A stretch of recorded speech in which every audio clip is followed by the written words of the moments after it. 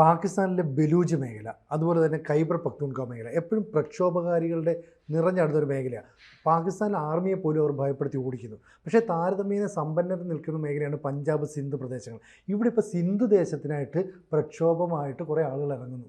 എന്തായിരിക്കും ഉദ്ദേശം? അത് ശക്തമായ സംഘടനയാണ്. ജി സിന്ധ് മഹസ് JSM എന്ന് പറഞ്ഞ സംഘടന ഈ ആഴ്ച അവിടുത്തെ ഹൈദരാബാദ് ബൈപ്പാസ് ഉപരോധം പ്രഖ്യാപിച്ചിട്ടുണ്ട്.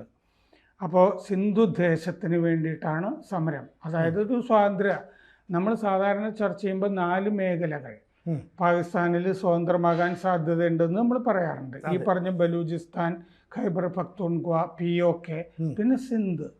അപ്പോൾ ആ സിന്ധിൽ ഇതിനു മുമ്പും കഴിഞ്ഞ കൊല്ലമൊക്കെ സമരങ്ങൾ നടത്തിയിരുന്നു. അവിടെ പട്ടാളം സിന്ധു നദിയിൽ 6 പുതിയ കനാലുകൾ പണിതിട്ട് പഞ്ചാബിലേക്ക്, പഞ്ചാബ് മിറിയം നവാസാണല്ലോ ഭരിക്കുന്നത്, മറ്റേ നവാസ് ഷെരീഫിൻ്റെ മകള്.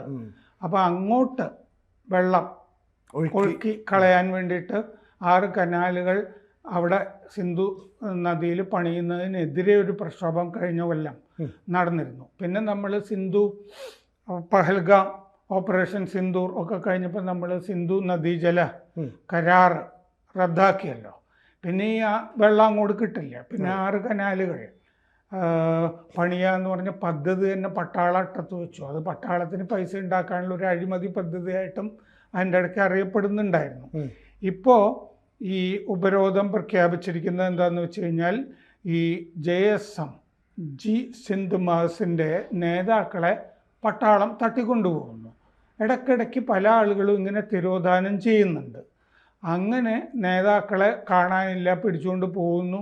അതിനെതിരെയാണ് ഹൈദരാബാദ് ബൈപ്പാസ് അവിടെ ഉപരോധം നടത്തുന്നത്. കറാച്ചി നിന്ന് ഹൈദരാബാദിലേക്കുള്ള ട്രാഫിക്കിനെ ഇത് വല്ലാതെ ബാധിക്കും. വലിയ തിരക്കുള്ള ഒരു റൂട്ടാണ് പാകിസ്ഥാനിലെ ഈ റൂട്ട്. ഇത് MG മോട്ടോർവേയെ നാഷണൽ ഹൈവേയുമായിട്ട് ബന്ധിപ്പിക്കുന്ന ബൈപ്പാസാണിത്. എക്സ്പ്രസ് ട്രിബ്യൂണിലാണ് ഇതിനെ സംബന്ധിച്ചിട്ടുള്ള റിപ്പോർട്ട് വന്നിരിക്കുന്നത്. ഈ JSM കാണാതായി എന്ന് പറഞ്ഞ 2 പേര് ഈ ഉപരോധം നടത്തുന്നു എന്നൊക്കെ അറിഞ്ഞു കഴിഞ്ഞപ്പോൾ ആ കാണാതായി എന്ന് പറഞ്ഞ 2 പേര് ഞങ്ങൾ അറസ്റ്റ് ചെയ്തിട്ടുണ്ട്. കൗണ്ടർ ടെററിസം ഡിപ്പാർട്ട്മെൻറ്റാണ് അറസ്റ്റ് ചെയ്തത് എന്ന് പാകിസ്ഥാൻ വെളിപ്പെടുത്തിയിട്ടുണ്ട്. ഖാനി അമൻ ചാന്ദിയോ, സർമദ് മിറാനി എന്നീ 2 പേരെയാണ് അറസ്റ്റ് ചെയ്തിരിക്കുന്നത്. ഇവർ ടെററിസ്റ്റുകളാണ്, ഭീകരവാദികളാണ് എന്ന് പറഞ്ഞാണ് അറസ്റ്റ് ചെയ്തിരിക്കുന്നത്. ഈ JSMൻ്റെ ഈ ചെയർമാൻ റിയാസ് അലി ചാന്ദിയോ പറഞ്ഞു, ഞങ്ങളങ്ങനെ പേടിപ്പിക്കാമെന്ന് വിചാരിക്കേണ്ട, ഞങ്ങൾ മിണ്ടാതിരിക്കില്ല. സ്വന്തം ഭൂമിയിൽ തന്നെ ആയിത്തീർന്നവരാണ് ഞങ്ങൾ. ക്രമസമാധാനം, ജനാധിപത്യം, നീതി എന്നിവ സിന്ധിൽ നിന്ന് അപ്രത്യക്ഷമായിരിക്കുന്നു.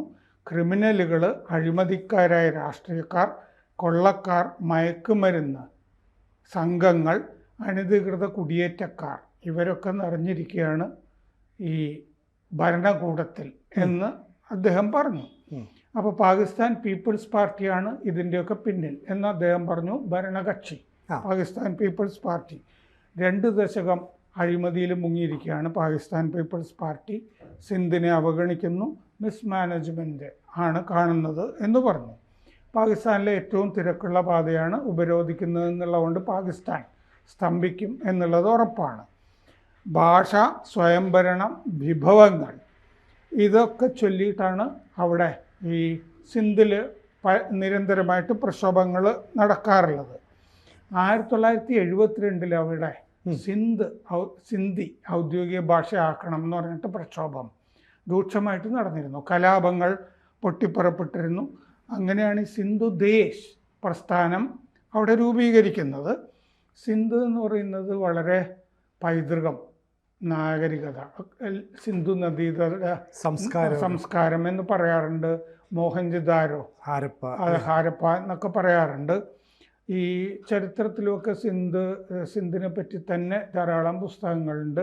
ഈ അബ്ബാസിദ് തുടങ്ങിയുള്ള ഖലീഫ വംശങ്ങളുടെയൊക്കെ കാലത്ത് ആദ്യം മുസ്ലിം അധിനിവേശക്കാർ ആക്രമിച്ച ഹിന്ദു പ്രദേശമാണ് സിന്ധു മേഖല. നമ്മുടെ LK അദ്വാനിയൊക്കെ ജനിച്ചിട്ടുള്ള സ്ഥലമല്ലേ സിന്ധ്.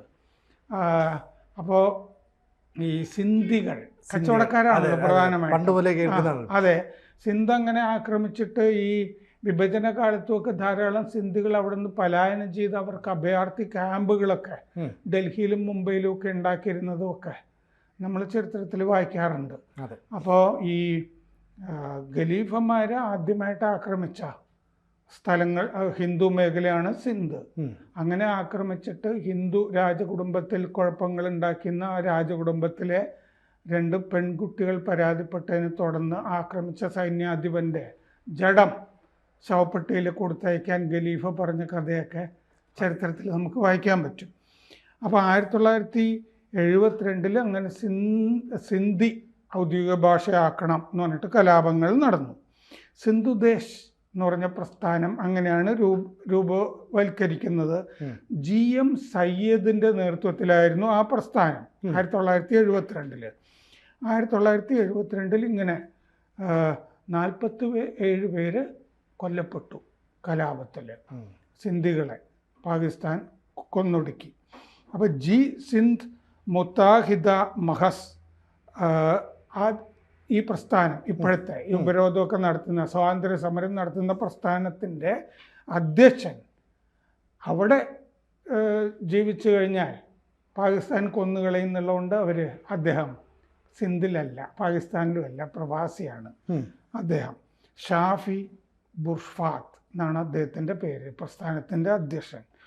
സിന്ധുദേശിനെ വേറെ രാജ്യമായി അംഗീകരിക്കണം, ഇതാണ് അദ്ദേഹം കഴിഞ്ഞ ദിവസം പറഞ്ഞത്. ഐക്യരാഷ്ട്രസഭയോടും ലോകരാജ്യങ്ങളോടും അദ്ദേഹം ആവശ്യപ്പെട്ടിട്ടുണ്ട് സിന്ധിനെ വേറെ രാജ്യമായി അംഗീകരിക്കണം. അപ്പോൾ ഒരു മാനിഫെസ്റ്റോ ഉണ്ട് അവരുടെ, സിന്ധുദേശ് മാനിഫെസ്റ്റോ. അതിൽ സിന്ധുദേശ് ഗ്ലോബൽ ഫ്രീഡം ചാർട്ടർ എന്ന് പറയും, ആഗോള സ്വാതന്ത്ര്യ അവകാശ രേഖ. പാകിസ്ഥാൻ കൊളോണിയലിസത്തിനെ തുടച്ചു നീക്കണം എന്നും ആ മാനിഫെസ്റ്റോയിൽ പറഞ്ഞിട്ടുണ്ട്. എന്ന് മാത്രമല്ല ഇദ്ദേഹം ഷാഫി ബുർഫാത്ത് ഈ സ്വാതന്ത്ര്യ സമരത്തിന് തുണയ്ക്കണം എന്ന് മോദിയോട് ആവശ്യപ്പെട്ടിട്ടുണ്ട്. അപ്പോൾ സഹായിക്കേണ്ടത് നമ്മുടെ ഒരു ബാധ്യതയല്ലേ? അല്ലേ? അതെ. അപ്പോൾ സിന്ധും ഇന്ത്യയും തമ്മിൽ പൈതൃക ബന്ധമുണ്ട് എന്ന് ഈ പ്രസ്ഥാനം ഇന്ത്യയോട് പറഞ്ഞിട്ടുണ്ട്. ശ്രദ്ധിക്കാൻ, നിങ്ങൾ നിരീക്ഷകരെ അയക്കൂ സിന്ധിലേക്ക് എന്നും ഇന്ത്യയോട് ആവശ്യപ്പെട്ടിട്ടുണ്ട്. അവിടുത്തെ ഡെമോഗ്രഫി പാകിസ്ഥാൻ മാറ്റിക്കളഞ്ഞു, ജനസംഖ്യ വേറെ ആളുകളൊക്കെ കൊണ്ട് താമസിപ്പിച്ചിട്ട് മാറ്റിക്കളഞ്ഞു.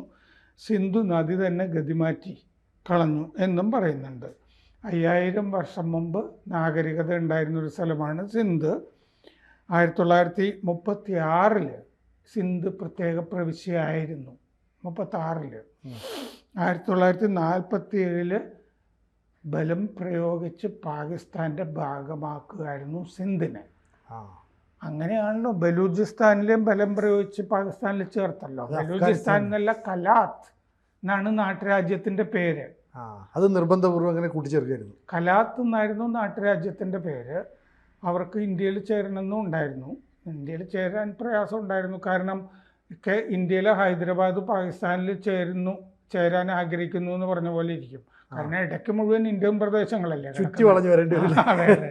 അപ്പോൾ അതല്ലേ മറ്റേ ബംഗ്ലാദേശും ഉണ്ടാവാനുള്ള കാര്യം. 1000 കിലോമീറ്റർ അപ്പുറത്തല്ലേ പടിഞ്ഞാറൻ പാകിസ്ഥാൻ കിടക്കുന്നത്. കിഴക്കൻ പാകിസ്ഥാനിലേക്ക് റോഡ് തന്നെയില്ല.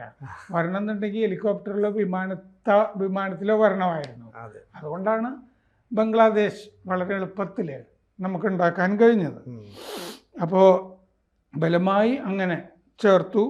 എണ്ണ, ഗ്യാസ്, കൽക്കരി, പിന്നെ കൃഷിഭൂമി, തുറമുഖങ്ങൾ സിന്ധിലെ, ഇതൊക്കെ പാകിസ്ഥാൻ ചൂഷണം ചെയ്യുന്നു. ഇവർക്കൊന്നും ഗുണം കിട്ടുന്നില്ല. അതായത് POKയിലെ പ്രക്ഷോഭകർ പറയുന്നില്ലേ ഇപ്പോൾ, അവിടെ നിന്ന് ഉൽപ്പാദിപ്പിക്കുന്ന വൈദ്യുതിയൊക്കെ പഞ്ചാബിലേക്കൊക്കെ കൊടുക്കുകയാണ് അവിടുത്തെ എന്ന് അവിടുത്തെ പ്രക്ഷോഭകർ പറയുന്നില്ലേ.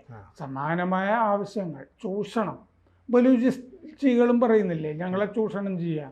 ബലൂചിസ്ഥാൻ പാകിസ്ഥാൻ്റെ 45% ഭൂവിഭാഗം എന്ന് പറയുന്നത് ബലൂചിസ്ഥാനല്ലേ. അപ്പോൾ അതും സ്വാതന്ത്ര്യം പ്രഖ്യാപിക്കുക. സിന്ധു ദേശ്, സിന്ധ് സ്വാതന്ത്ര്യം, POK, അങ്ങനെ പിന്നെ ഭൂപടത്തിൽ പാകിസ്ഥാൻ ഇല്ലാത്ത ഒരവസ്ഥ ഉണ്ടാകും. സമീപ ഭാവിയിൽ അത് സംഭവിക്കും എന്ന് വിചാരിക്കാം. കൂടുതൽ വാർത്തകളും വിശേഷങ്ങളും നിങ്ങളിലേക്ക് എത്താൻ ABC മലയാളം സബ്സ്ക്രൈബ് ചെയ്യുക, ബെൽബട്ടനും അമർത്തുക.